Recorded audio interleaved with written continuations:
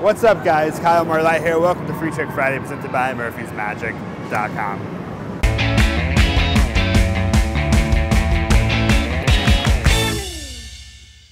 Hey there, we're here at Adventure Dome here in Las Vegas. We're here on location shooting with an awesome magician named Sean Scott for an incredible effect, one of my favorite effects I think I've ever seen in magic.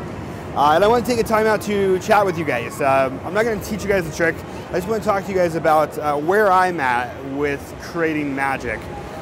If you're familiar with my work, you know I've created a lot of magic in my life. And for the last 5 years, I've been a magic consultant for some of the top TV magicians that are on TV right now.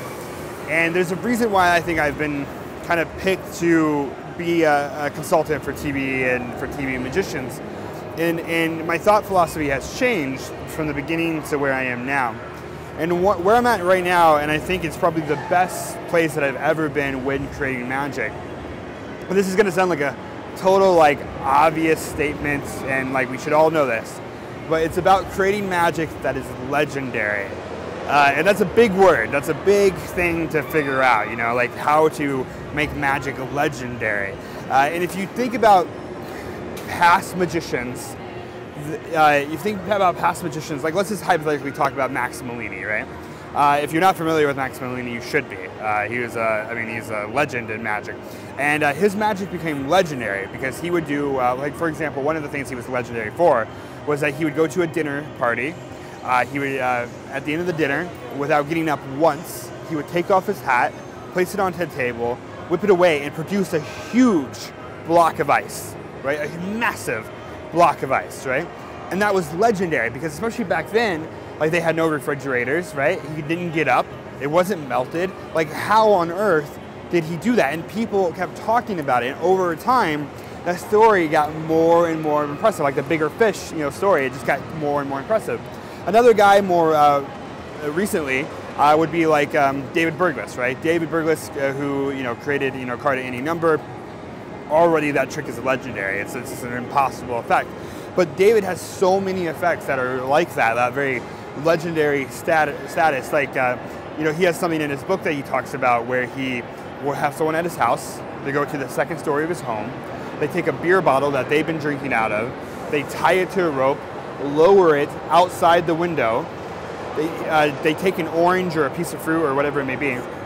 They throw it outside the window, and all of a sudden the person feels a tug on the rope, and they pull it up, and inside the bottle is the orange, right? And that trick is legendary. It's impossible. There's no way on earth that could be done. And every time it's told, it gets more and more impressive.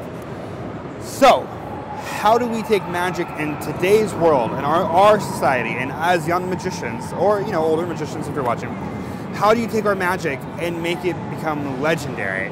Let's talk about a bill change for a second. If I took a bill change, and the steps of legendariness, I guess, if you want to call it that, is if I took a bill, a $1 bill, I fold it up into a small packet, I do a switch, I unfold it, and now it's a $5 bill. That's not as legendary as if I take a single dollar bill, hold it between my fingers, I shake it, and it turns into a $100 bill. But take a step further. Have them pull out a $1 bill, place it in their hand, you just wave over it without ever touching it, and then it turns into a $100 bill. That's how magic becomes legendary. That's how magic becomes talked about. And trying to figure out how to push the limits to magic, and how do we push the limits? If I'm going to do a magic show, if I have a show here in Las Vegas, I'm not just going to whip out a stub trunk, a metamorphosis, right? I'm not just going to do the normal magic effects. I'm going to try to figure out how to do the most impossible magic that I can do in that surrounding. And I think as magicians, I don't know if we get lazy or if we just don't think about it, but sometimes I feel like magicians just settle for a trick, just settle for what big box they can make a girl appear in, or what next elastic card gimmick that they can do to make ink appear on a card, right? We settle for that. Instead, we should start thinking about how to take our magic to the next level. And it's a hard thing to figure out what makes our magic the next level or what takes it to the next level. And I'm still trying to figure it out now. And that's what I'm talking to you guys about, because I just wanted to put this thought, just plant it in your head and see if you can start creating magic like that, or you take your own magic, or if you have suggestions on how you think we can take magic to that next level. And that's what I'm really trying to figure out. And even from my own magic that I've created for TV magicians, it's just trying to figure out how to become legendary. So I just want you guys to think about that, and please contact me if you have notes or ideas about it. I would love to hear it, because I'm just trying to figure it out just like the next person. So with that being said, this is Free Trick Friday. That's Chris Oberly. Be legendary. Legendary. And we're gonna go ride a ride. And I'm a little scared, so